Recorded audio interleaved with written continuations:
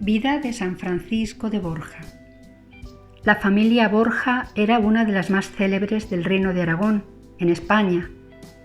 Alcanzó fama mundial cuando Alfonso Borja fue elegido papa con el nombre de Calixto III.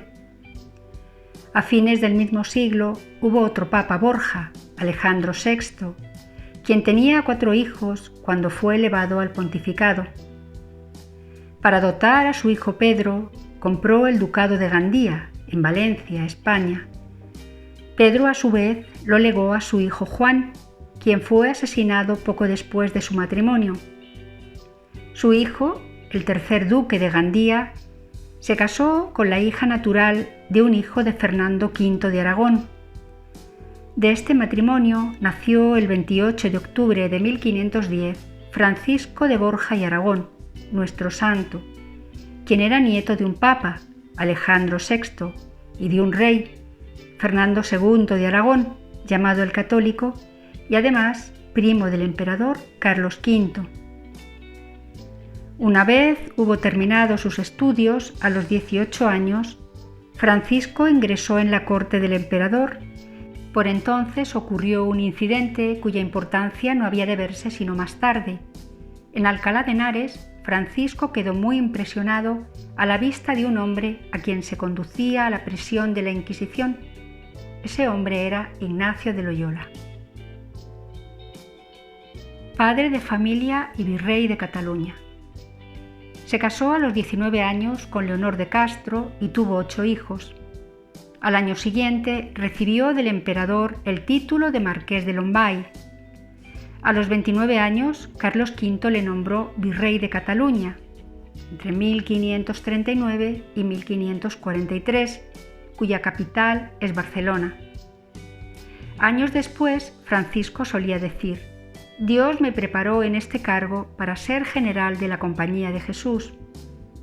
Allí aprendí a tomar decisiones importantes, a mediar en las disputas, a considerar las cuestiones desde 2 puntos de vista. Si no hubiese sido virrey, nunca lo hubiese aprendido. En el ejercicio de su cargo, consagraba a la oración todo el tiempo que le dejaban libres los negocios públicos y los asuntos de su familia. Los personajes de la corte comentaban desfavorablemente la frecuencia con que comulgaba, ya que prevalecía entonces la idea, muy diferente de la de los primeros cristianos, de que un laico envuelto en los negocios del mundo cometía un pecado de presunción si recibía con demasiada frecuencia el sacramento del cuerpo de Cristo.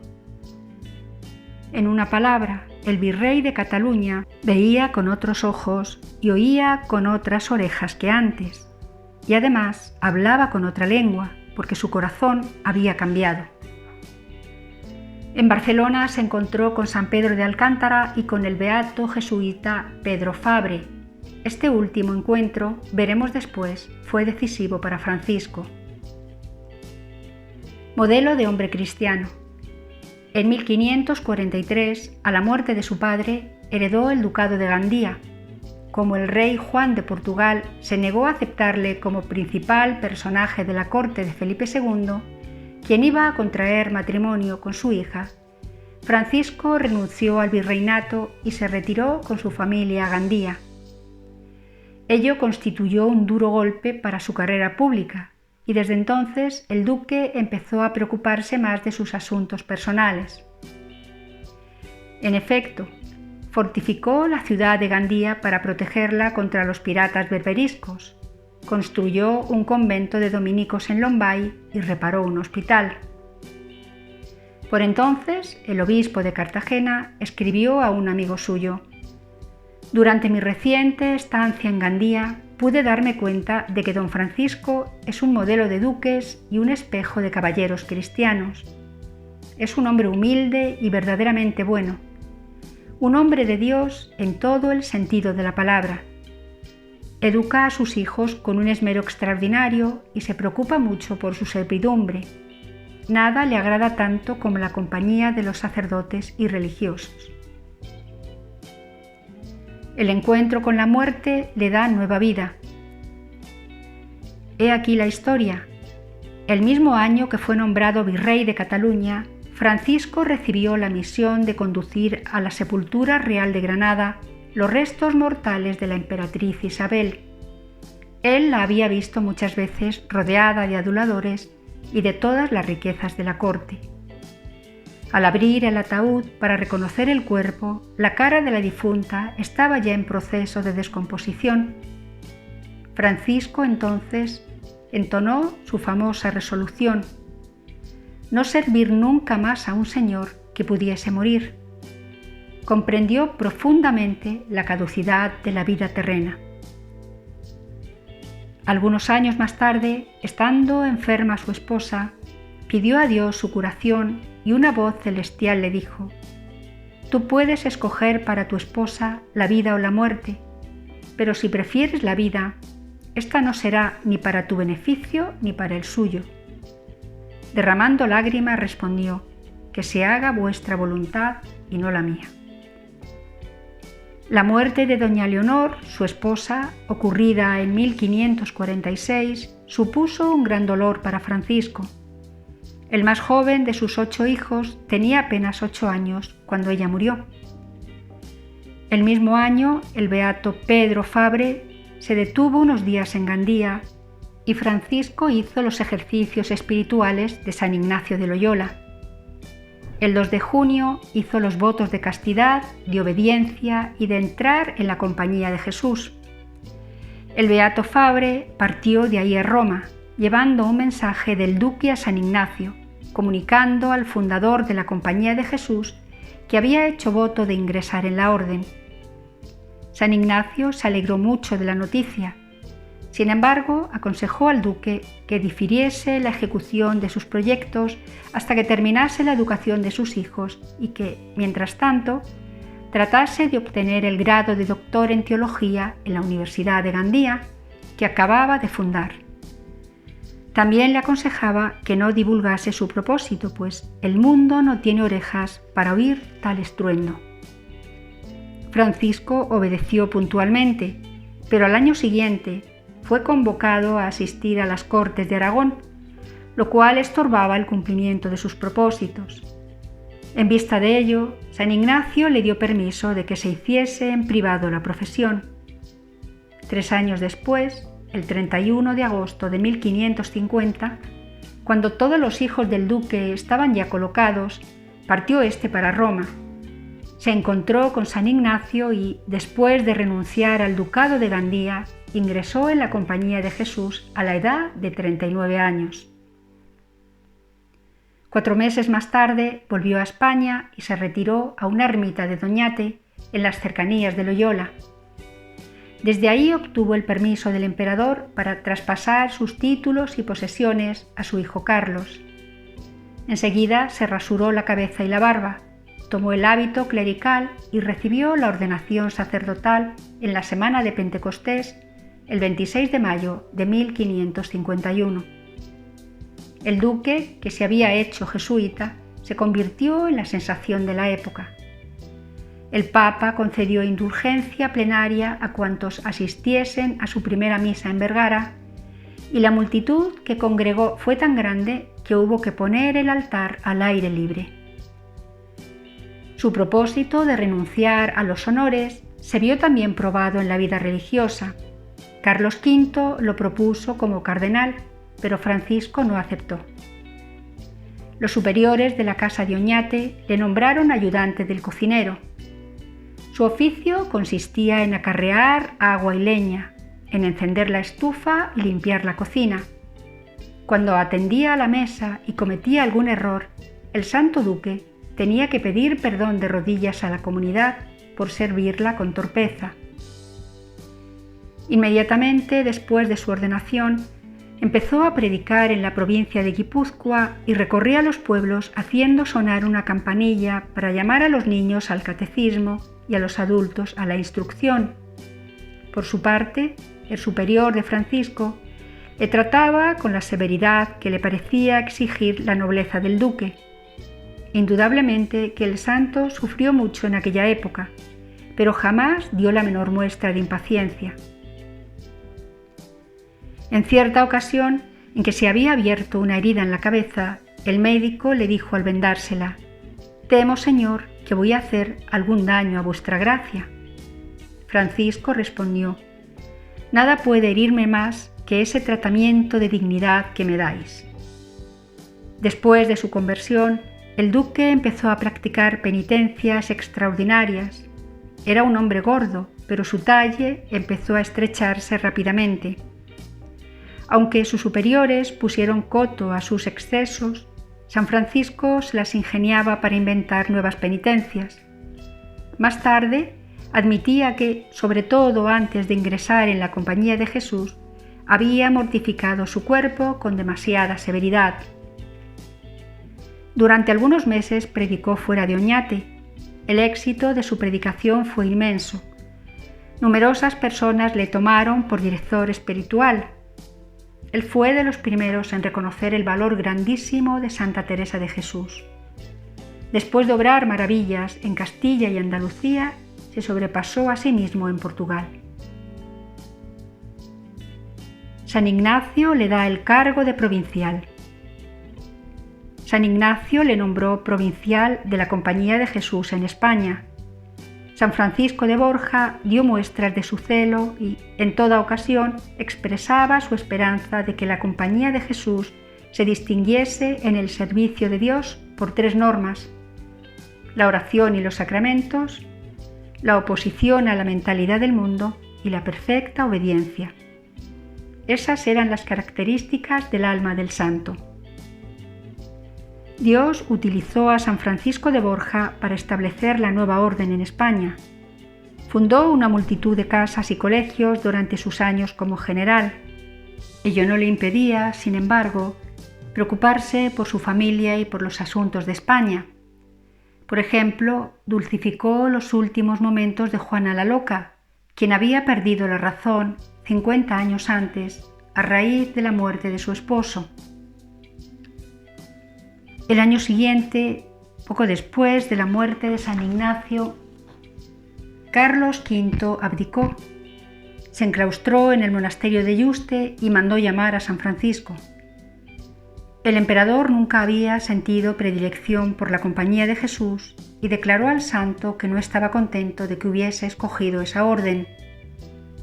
Este confesó los motivos por los que se había hecho jesuita y afirmó que Dios le había llamado a un estado en el que se uniese la acción y la contemplación y en el que se viese libre de dignidades que le habían acosado en el mundo. Aclaró que la Compañía de Jesús era una orden nueva, pero el fervor de sus miembros valía más que la antigüedad, ya que la antigüedad, según palabras suyas, no es garantía de fervor. Con eso quedaron disipados los prejuicios de Carlos V. Lo eligen superior y general y desempeña una gran labor. San Francisco de Borja no era partidario de la Inquisición y este tribunal no lo veía con buenos ojos, por lo que Felipe II tuvo que escuchar más de una vez las calumnias que los envidiosos levantaban contra el santo duque. Este permaneció en Portugal hasta 1561, cuando el Papa Pío IV le llamó a Roma a instancias del padre Laínez, general de los jesuitas. En Roma se le acogió cordialmente. Entre los que asistían regularmente a sus sermones se contaban el cardenal Carlos Borromeo y el cardenal Ghislieri, quien más tarde fue papa con el nombre de Pío V. Ahí se interesó por los asuntos de la compañía y empezó a desempeñar cargos de importancia. En 1566, a la muerte del padre Laínez, fue elegido general, cargo que ejerció hasta su muerte. Durante los 7 años que desempeñó este trabajo, dio tal ímpetu a su orden en todo el mundo que puede llamársele el segundo fundador. El celo con que propagó las misiones y la evangelización del mundo pagano inmortalizó su nombre, y no se mostró menos diligente en la distribución de sus súbditos en Europa para colaborar a la reforma de las costumbres. Su primer cuidado fue establecer un noviciado regular en Roma y ordenar que se hiciese otro tanto en las diferentes provincias. Durante su primera visita a la ciudad eterna, 15 años antes, se había interesado mucho en el proyecto de la fundación del Colegio Romano y había donado una generosa suma para ponerlo en práctica. Como general de la compañía, se ocupó personalmente de dirigir el colegio y de precisar el programa de estudios. Prácticamente fue él quien fundó el Colegio Romano, aunque siempre rehusó el título de fundador, que se da ordinariamente a Gregorio XIII, quien lo restableció con el nombre de Universidad Gregoriana. San Francisco construyó la iglesia de San Andrés del Quirinal y fundó el noviciado en la residencia contigua. Además, empezó a construir el Gesù y amplió el colegio germánico, en el que se preparaban los misioneros destinados a predicar en aquellas regiones del norte de Europa en las que el protestantismo había hecho estragos. San Pío V tenía mucha confianza en la Compañía de Jesús y gran admiración por su general, de suerte que San Francisco de Borja podía moverse con gran libertad. A él se debe la extensión de la Compañía de Jesús más allá de los Alpes, así como el establecimiento de la provincia de Polonia, ya que, valiéndose de su influencia en la corte de Francia, consiguió que los jesuitas fuesen bien recibidos en este país y fundasen varios colegios. Por otra parte, reformó las misiones de la India, las del Extremo Oriente y dio comienzo a las misiones de América. Entre su obra legislativa hay que contar una nueva edición de las reglas de la Compañía y una serie de directivas para los jesuitas dedicados a trabajos particulares. A pesar del extraordinario trabajo que desempeñó durante sus 7 años de generalato, jamás se desvió un ápice de la meta que se había fijado ni descuidó su vida interior. Un siglo más tarde, el padre Vergius escribió: «Se puede decir con verdad que la Compañía debe a San Francisco de Borja su forma característica y su perfección. San Ignacio de Loyola proyectó el edificio y echó los cimientos. El padre Laínez construyó los muros. San Francisco de Borja techó el edificio y arregló el interior. Y así concluyó la gran obra que Dios había revelado a San Ignacio». No obstante sus muchas ocupaciones, San Francisco encontraba tiempo todavía para encargarse de otros asuntos. Por ejemplo, cuando la peste causó estragos en Roma, en 1566, el santo reunió limosnas para asistir a los pobres y envió a sus súbditos, por parejas, para cuidar a los enfermos de la ciudad a pesar del peligro al que los exponía. Se le ofreció el cargo de cardenal y tenía posibilidades serias de llegar a ser papa, pero no lo aceptó. En 1575, el Papa envió al cardenal Bonelli con una embajada a España, Portugal y Francia, y San Francisco de Borja lo acompañó. Aunque la embajada fue un fracaso desde el punto de vista político, constituyó un triunfo personal de Francisco. En todas partes se reunían multitudes para ver al santo duque y oírle predicar. Felipe II, olvidando las antiguas animosidades, le recibió tan cordialmente como sus súbditos. Pero la fatiga del viaje apresuró el fin de San Francisco. Su primo, el duque Alfonso, alarmado por el estado de su salud, le envió desde Ferrara a Roma en una litera. Solo le quedaban ya 2 días de vida.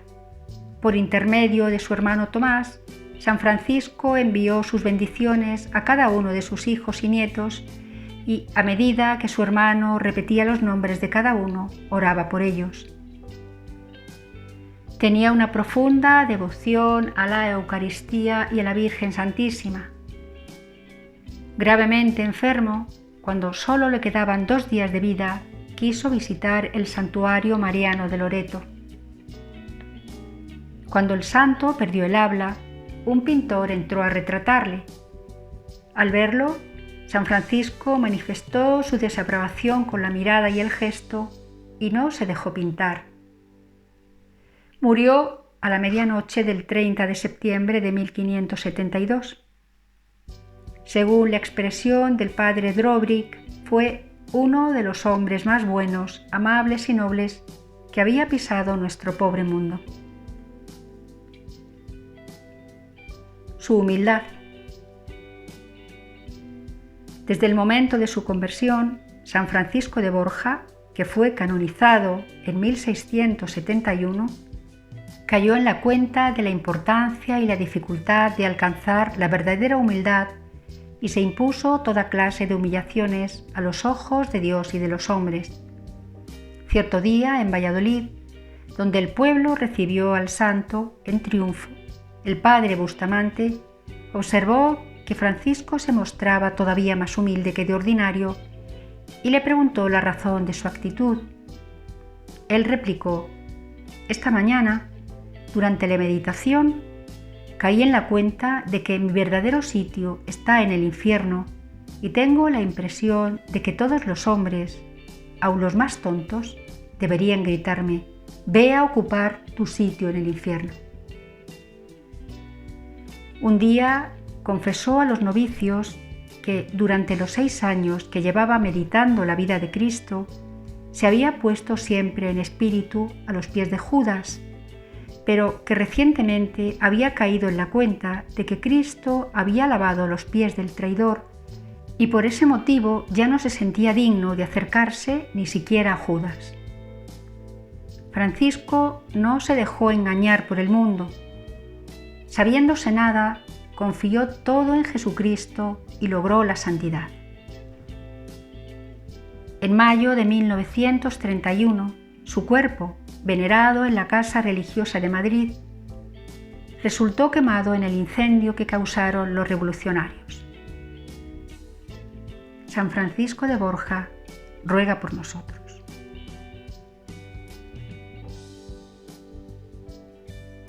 Oración a San Francisco de Borja.